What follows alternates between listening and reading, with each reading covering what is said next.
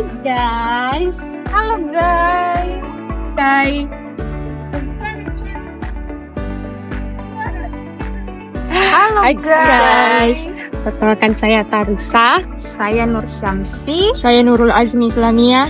Kami akan menjelaskan tentang teori komunikasi Dari beberapa ahli. Simak penjelasannya.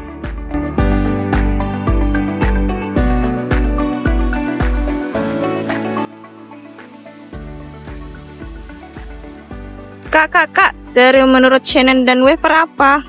Jadi, menurut Shannon dan Weaver, yaitu komunikasi adalah suatu proses interaksi manusia yang saling mempengaruhi satu sama lain dan tidak terbatas pada bentuk verbal dan non-verbal. Contohnya seperti ekspresi muka, seni, lukisan, dan teknologi.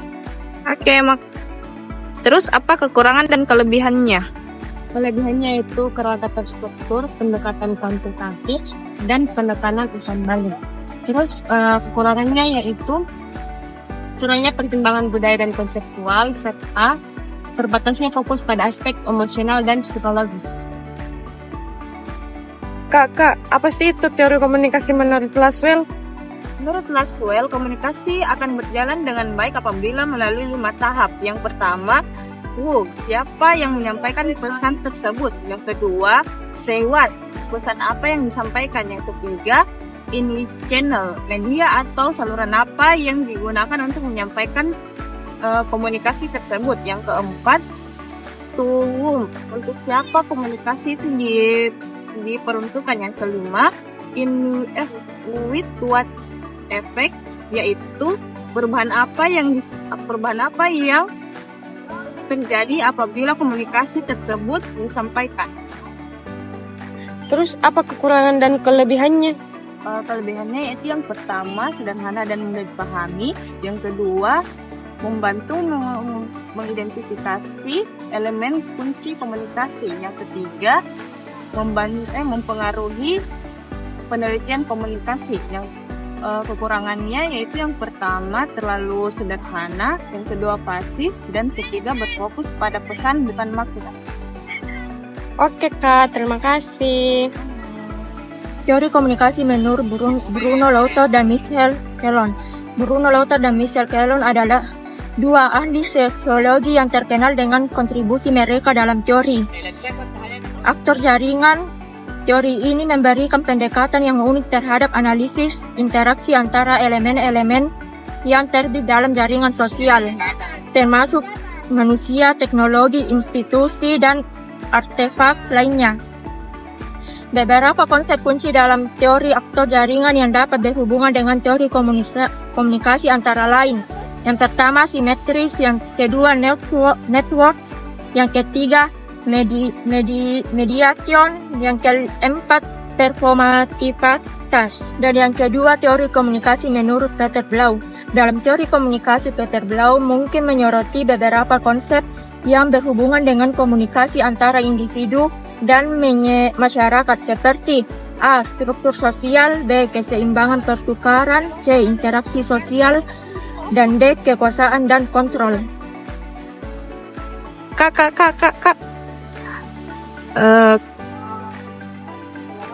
Teori menurut Berlo apa itu Kak? Kalau teori komunikasi Berlo dikenal sebagai model SMCR, yaitu sumber, data, saluran, dan penerima. Dikemukakan oleh David K. Berlo pada tahun 1960. Terus, model ini berfokus pada encoding dan decoding pesan dalam komunikasi. Kalau kekurangan dan kelebihannya Kak? Kalau kelebihannya yaitu lebih kompleks daripada Shannon dan Weaver. Terus kekurangannya yaitu lebih fokus sama encoding dan decoding, kompleks dan tidak menekankan umpan balik. Apa itu teori komunikasi menurut George Gerben? Teori kultivasi yang dipaparkan oleh George Gerben berfokus pada pengaruh jangka panjang media massa terhadap keyakinan halayak terhadap realitas. Teori ini didasari beberapa unsur utama, yaitu televisi sebagai penjaga gerbang utama, yang kedua kultivasi realitas sosial, yang ketiga efek kumulatif, yang keempat resonansi, yang kelima kesenjangan kultivasi. Oke, terus apa kekurangan dan kelebihannya? Kelebihannya yang pertama itu membuka wawasan mengenai pengaruh jangka panjang media massa. Yang kedua menekankan analisis